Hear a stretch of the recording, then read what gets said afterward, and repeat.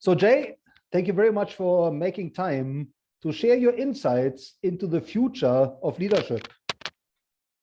But before we walk into the future, can you tell us a little bit about your own background? Where did you grow up?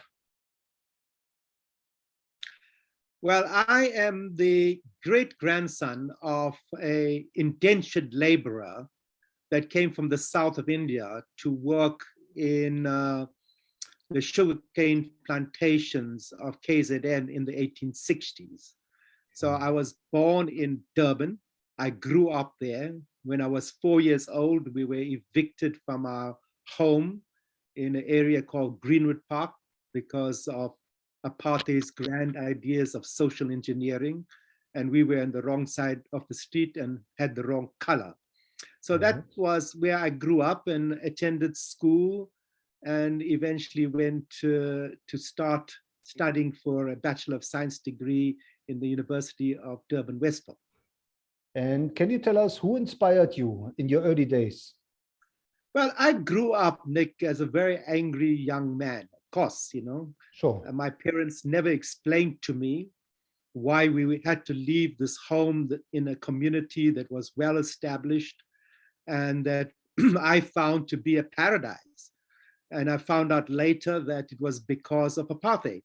And so I grew up being directly affected by apartheid and being very angry about it, angry at my parents, and eventually angry at the fact that I was Black, you know, and that it seemed that to get ahead in life, you had to be white.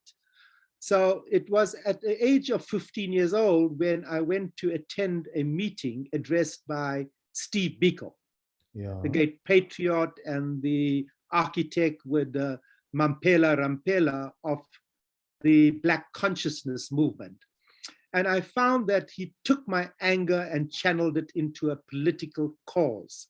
And so Steve Biko, you know, I can remember that afternoon, a steamy tropical afternoon in a crowded church hall surrounded by security police, where, you know, he walks on stage and he says that the mind of the oppressed is the main weapon in the hands of the oppressor. And we, as Black people, have nothing to lose but our chains. So that set me on a course that channeled my anger into the cause of political liberation that eventually led me into politics and trade unionism and community organizing, and then further on into government. And I still am a political activist. I've never been a politician. I don't consider myself to be a politician. Politicians are those tied to political parties. I do not believe in political parties. And Jay, would you say this was the first turning point? This was a major turning point, I think. You know, of course, I imbibed a number of values from my mother, who was a housewife, but very wise. And she taught me to respect people irrespective of their race, their religion, their status in life, that at the end of the day, we are all just different tributaries of a great river that flows into an ocean of humanity. So I get my values that still I carry deep in my heart from my mother.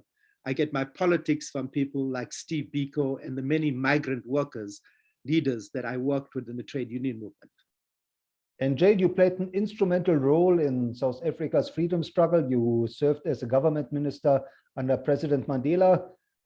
Looking back over your, I believe, 3 decades of a career as a political activist, what would you say? Were there other turning points, or maybe what was the other major turning point looking back? Well, I think that I don't consider my life to be based on careers. I never had a career. I have a calling. Right. And the calling inspires me to do whatever is necessary to achieve that particular goal or objective. There were major turning points in my life, of course, you know, the day I walked into the old institution of the parliament, and, you know, we were the first representatives in a new democratic, you know, state in 1994. I mean, that was a unique moment of transition and political transition.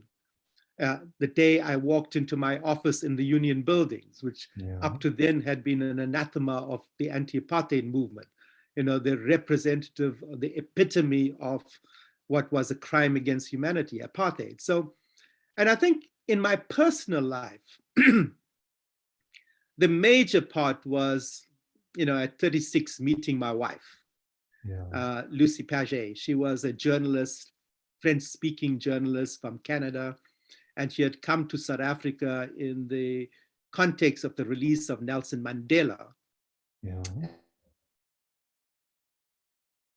And to make documentaries on a number of subjects, including one on the trade union movement. So we met, and up to then, my life had been all about politics. In fact, the first thing I said to her is that I work passionately at politics for 90% of my time, and the 10% I sleep. Right. And so I found that my meeting with her humanized me. She had a young child in shared custody. And so we fell in love. We got married, and I had an instant family. So that and my birth of my 2 other children, I have 3 children, in fact, are the greatest achievements of my life. I believe that my wife and our relationship has made me a more whole person and understanding my role in this human experience. And Jay, I obviously follow you on LinkedIn, and you share many pearls of wisdom and spiritual teachings, if I may call that. Looking into the future, what would you say, what does the future of leadership mean to you? I reflect a lot, and I think the latest iteration of my life is being the deep journey within myself. And to find peace and heal myself from the trauma, whether that's ancestral trauma, whether that's trauma of my own personal human experience in this lifetime.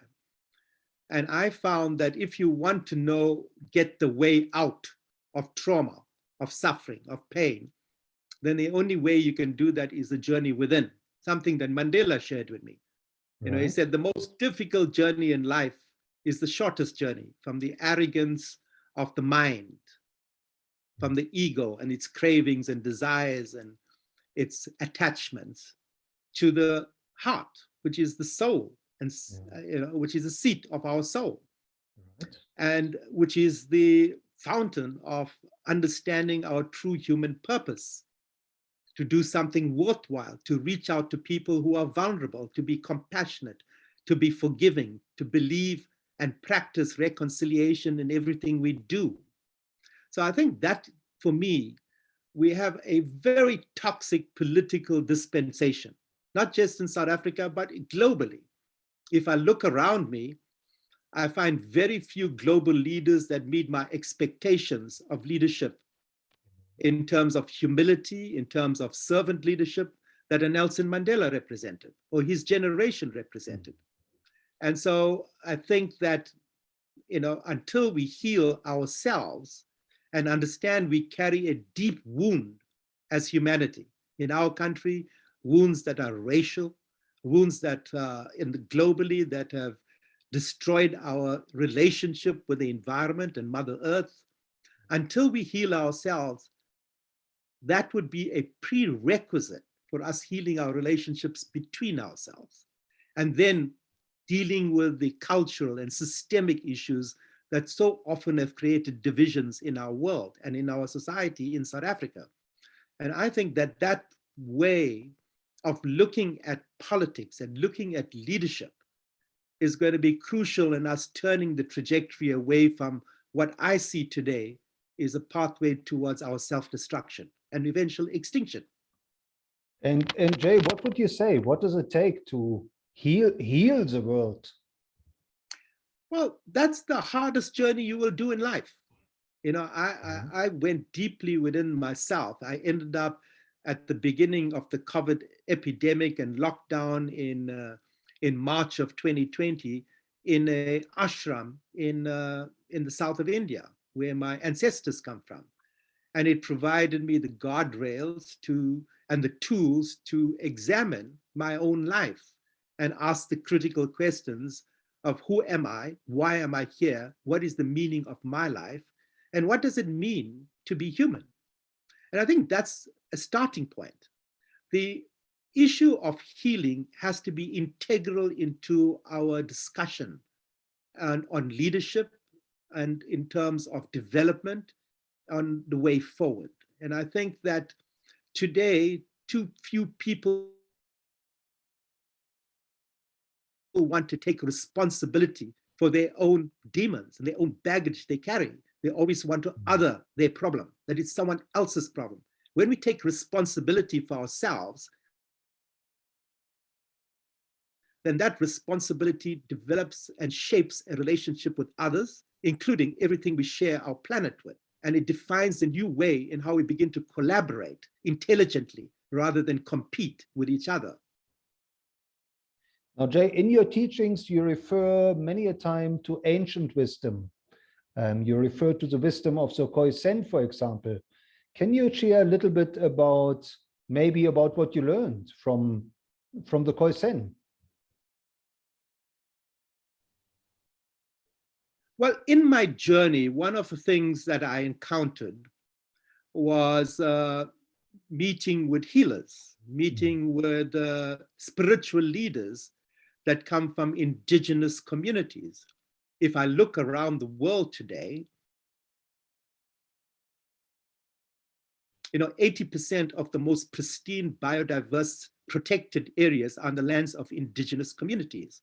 Because an indigenous leader or community, when it looks at a forest, like in the Amazon, they don't see timber to be cut down to be sold to make money. They see the spirit of the forest or the spirit of the desert or the spirit of the river or oceans, that we are the earth, we are part of nature, not apart from nature. When they look at God, they're not looking at someone sitting in the sky. They look at God and they say, we are God. It is within us. It is within the tree. It is within the mountain. It's within the desert. So if I represent the Creator, then I have to tread very softly on the breast of Mother Earth, because that Creator has given us the blessings of life, that's given us the water, that's given us the air, that's given us the soil that is alive. But what do? As human beings? We poison everything we touch. We cut down forests. We destroy environments. In that sense, we are destroying ourselves. So indigenous people do not see a difference between them and the environment. They are the environment. And these are things I learned. In fact, yesterday, one of my primary teachers called Gubi, he was a spiritual leader and shaman from the Kalahari in Namibia, left his physical body, devastated by what we've done to the Khoisan, the genocide against indigenous people that we have inflicted on them and continue to inflict on them. So I find that my journey with indigenous people takes us back to the beginning of the beginning, to understand who we were, where do we come from. In Africa, for example, what were we before the last 500 years of slavery, of colonization, of the most brutal form of exploitation, apartheid? What were we? We were the cradle of humanity. We had civilizations when people in Europe were running around in skins. So where are those civilizations? Do you think that God only came with Western civilization? They had an understanding of the divine grace far greater than any monotheistic religion I had. And so sometimes that demonization, that ridiculing, that erasure of our belief systems is what's causing the wound that we have not healed. And so if we can shed our arrogance and try to redefine humanity, it's not how many PhDs I have, how articulate I am in English or whatever language. It's who I am and my relationship with others and my relationship with the land that has given me life. And that should define humanity, and that should define success, not money and accumulation and crass materialism. and then othering other people to a point where you want to go and kill people, innocent people and children and women, because they happen to be non-South African, because they happen to be refugees. How different is that from the type of apartheid racism we faced living under apartheid? So I'm talking about a leadership that fundamentally is very different from anything that exists in the global political stage today. And unless we do that, the jury is not out on what happens to Mother Earth. The jury is out on whether we as humanity have earned our right to be on Mother Earth. So Jay, what is it we have to do to build future leaders, to empower future leaders? We have to stop outsourcing our education to just schools and televisions and the type of internet. Human values are not taught by others. It's how we nurture children growing up, what values we teach them, how often we take them into nature. I have 3 grandsons.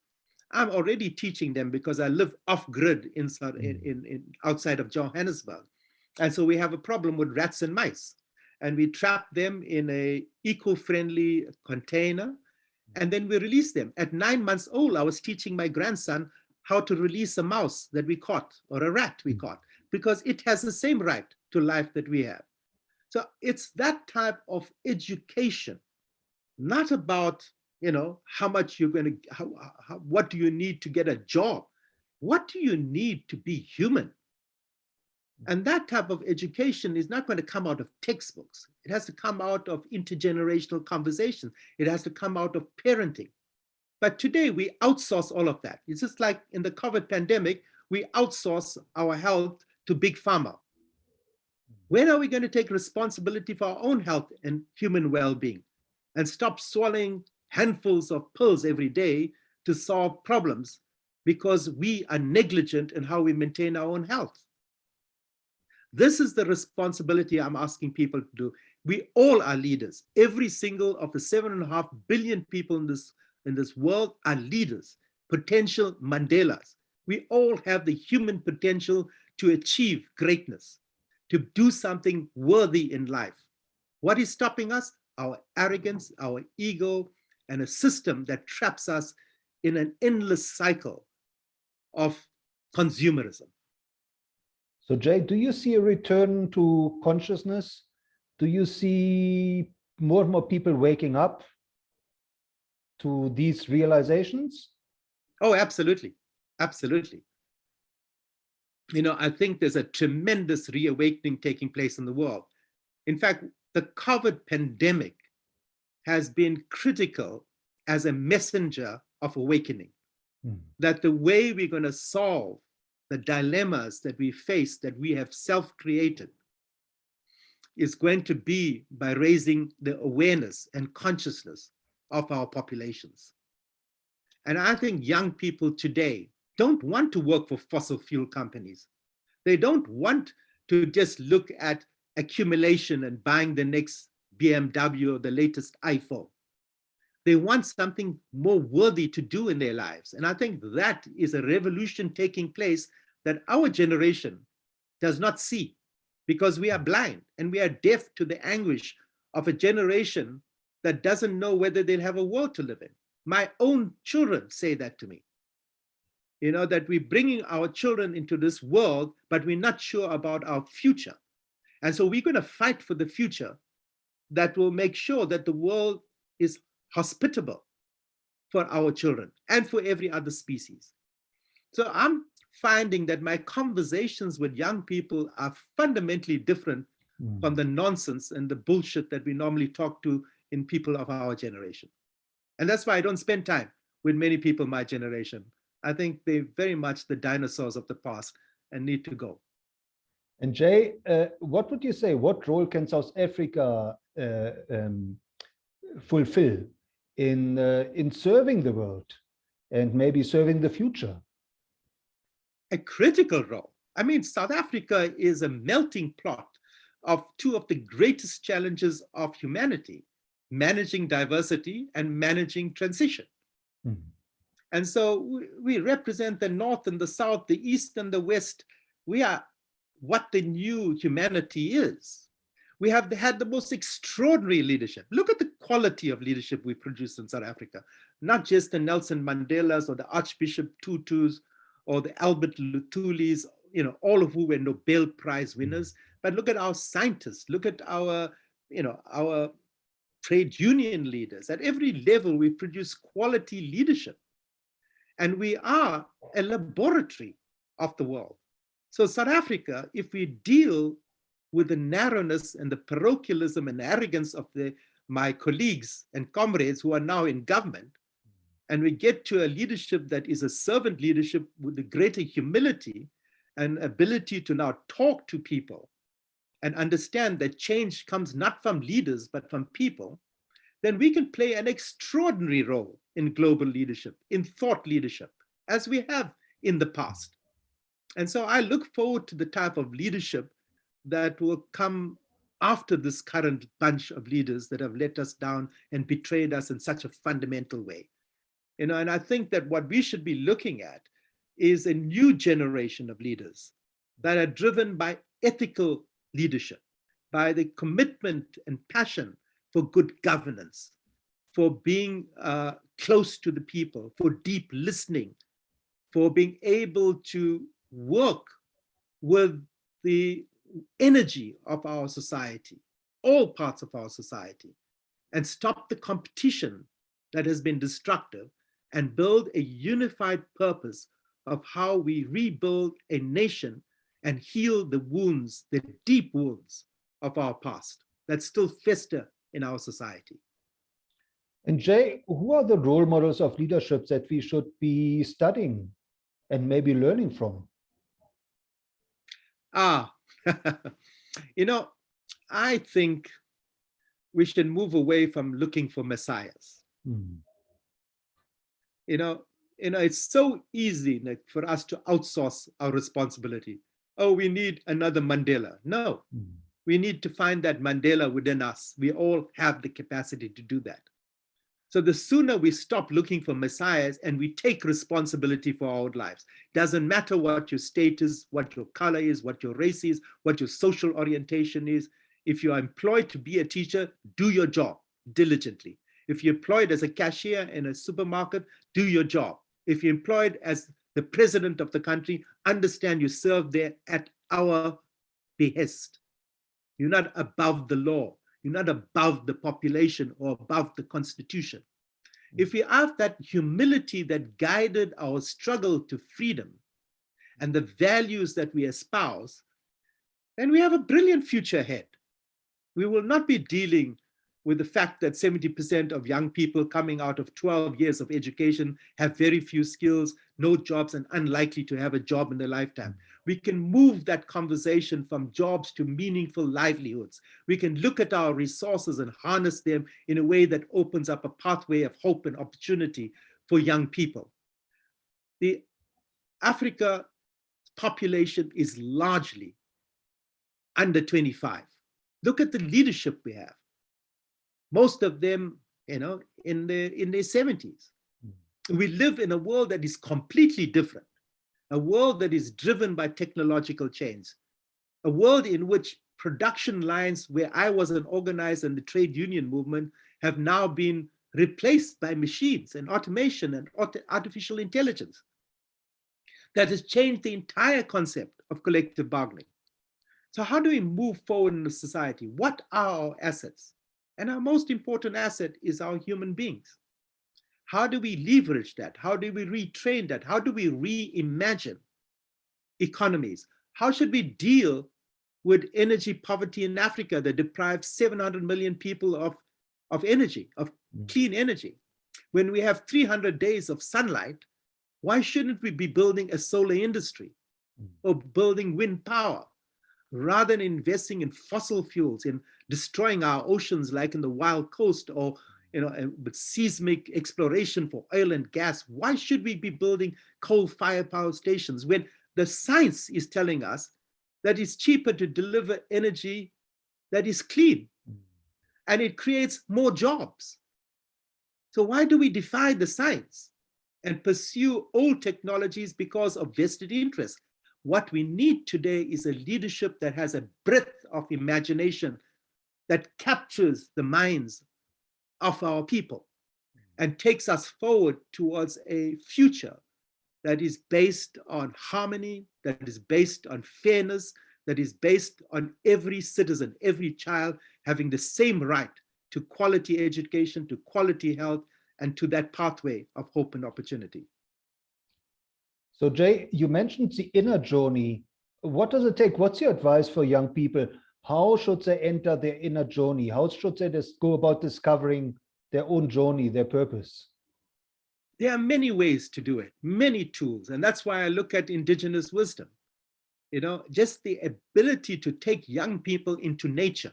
We should be opening all our parks so that every child has a time to go to the Kruger National Park or to any park and just spend time with animals, walking in nature. We should be building major parks in urban areas. We should be making available swimming pools, because even the act of walking in nature, the act of swimming in water, you know, beyond the prayer and the meditation and the yoga or the dance, culture is a weapon of, it's a tool of transformation, of human transformation. So everything we do should have a spiritual purpose to bring peace to us. Surely the goal of life is to find happiness, to find joy. We have this human experience, which is a blink of an eyelid, and we waste it. And so how do we teach young people to embrace life, to believe that they can do something worthwhile with this gift of life that we've been given? And that's how we need to inspire people, Nick. We need to inspire people, just like we were inspired by Steve Biko or by Nelson Mandela to do what we did, in spite of the fact that we may have lost our lives. We did it because we believed in it, because they taught us to believe in ourselves. And that's what we need today, that type of extraordinary leadership. Not a leadership that hands out free t-shirts and food parcels and gives social grants, but leadership that teaches people the value of this human experience and gives us access to the tools that can make this human experience worthwhile. So what you say, we need to move up the ladder of consciousness and transcend the greed and fear that has been running this world for so long. Absolutely, because we have to emerge out of the fear and paranoia, particularly of the COVID pandemic lockdowns that have taken away so many of our freedoms, that's imposed so many restrictions on our rights of movement. We have to reclaim power from the vested interests and understand the true value of freedom. Like when we walked and danced into the streets when Mandela was released, exuberant, excited, passionate about the future. We need to liberate ourselves from this oppressive system of a global system that is broken. Our education system is broken. Our health system is broken. Our political system is broken. We have this unique opportunity to reimagine everything. I mean, we, the last generation, not me, but the ones that are coming after us, the last generation with the knowledge, the expertise, and even the technology to reimagine humanity before it's too late. And we should seize that opportunity. And us, of our generation, we should be supporting young people find their own pathway to their destiny, to their happiness, to their fulfillment. So do we need to reinstall love and joy? Absolutely. The core value of humanity is love. It's finding joy.